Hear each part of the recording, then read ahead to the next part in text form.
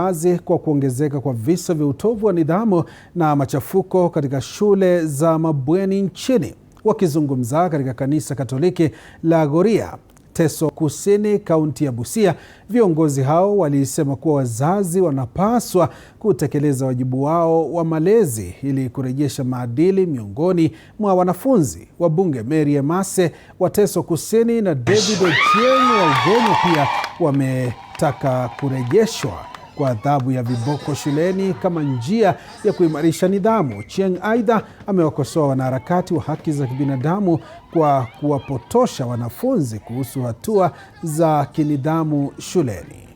Rais William Ruto amesimama na sisi Karibu chairman. Asante sana, Mwenyezi Mungu atubariki na tuchange kwa ukarimu wala si kwa utajiri. Nasema hii mwezi wa 8 hakuna sasa. Ishe.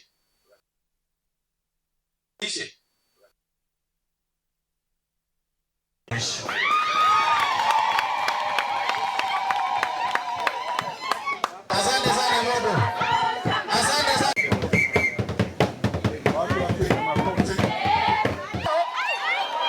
Niwaambie.